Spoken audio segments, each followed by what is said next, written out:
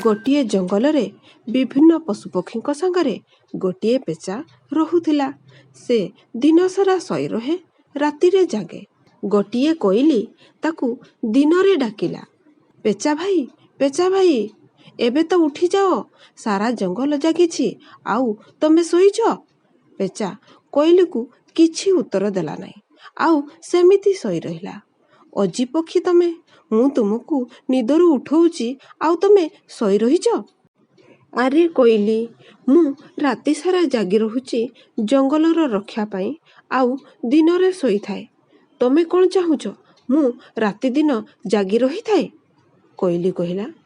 ତମେ କେବେ ମୋର ରକ୍ଷା କଲ?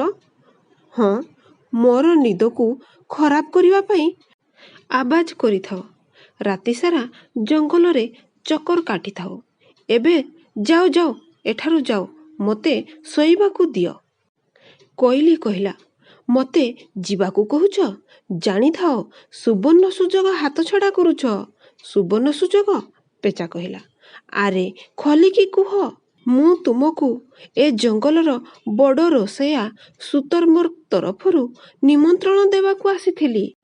ଏବେ ଯଦି ତମେ ଯିବା ପାଇଁ ମନା କରୁଛ, କିଛି କଥା ନାହିଁ, ମୁଁ ଚାଲି ଯାଉଛି। ଯାଇକି ଭୋଜି ଖାଇବି, ମଜା କରିବି। ତମେ ଶୋଇଛ, ଏଇ କଥା ମୁଁ ସମସ୍ତଙ୍କୁ କହିଦେବି। ଆରେ ରହିଯାଅ କୋଇଲି ଭାଇ, ତମେ ରାଗିଯାଅ ନାହିଁ। ଆରେ ମୋତେ ଆଗରୁ କହିବା କଥା। ଭଲ କଲ, ମୋତେ ନିଦରୁ ଜଗାଇ ଦେଲ। ଭୋକ ବି ହେଲାଣି, ମୋ ନିଦ କେବେଠାରୁ ଉଡ଼ିଗଲାଣି। କୋଇଲି କହିଲା, ଭଲ କଥା, ଉଠ, ଫେର ଉଡ଼ି ପହଞ୍ଚିଯାଅ ଶୁତୁରମୁର୍ଗ ଘରେ। ବହୁତ ଭଲ ଭଲ ବ୍ୟଞ୍ଜନ ବନିଛି, ମୁଁ ତ ଚାଲିଲି। ଏହା କହି କୋଇଲି ସେଠାରୁ ଚାଲିଗଲା। କିନ୍ତୁ ପେଚା ପାଇଁ ସମସ୍ୟା ସୃଷ୍ଟି ହେଲା। ସେ ଯେମିତି ନିଜ ବସାରୁ ଉଡ଼ିଛି, ସେ ଯାଇ ଏକ ବଡ଼ ଗଛରେ ପିଟି ହୋଇଗଲା। କ'ଣ କି ନା ପେଚାକୁ ଦିନରେ ଦେଖାଯାଉନଥାଏ।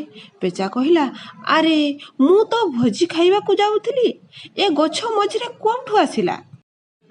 ଆସିଲା ତ ଆସିଲା, ମୋ ଠାରେ ହିଁ ପିଟି ହେବାର ଥିଲା।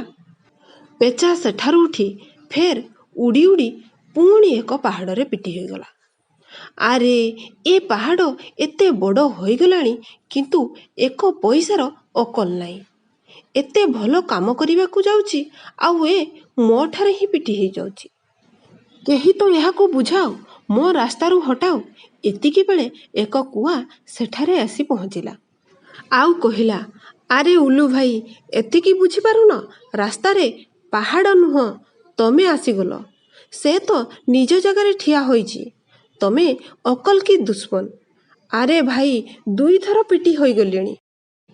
ଏ ଭୋଜି ତ ବହୁତ ମହଙ୍ଗା ପଡ଼ିଲା ମୋତେ।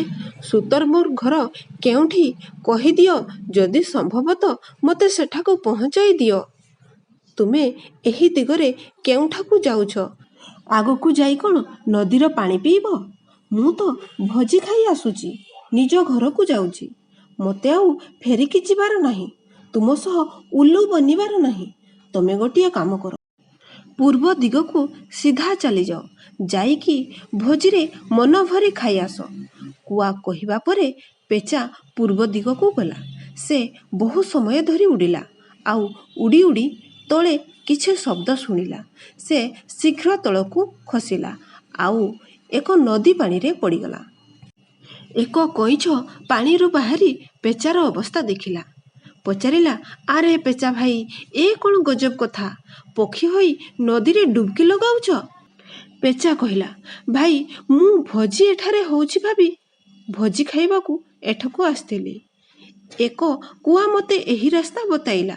କଇଁଛ କହିଲା, ପେଚା ଭାଇ, କୁଆ ତୁମକୁ ମୂର୍ଖ ବନାଇ ଦେଲା, ଭୁଲ ରାସ୍ତା ବତେଇ ଦେଇଛି, ତୁମକୁ ଉଲ୍ଲୁ ବନାଇ ଦେଇଛି।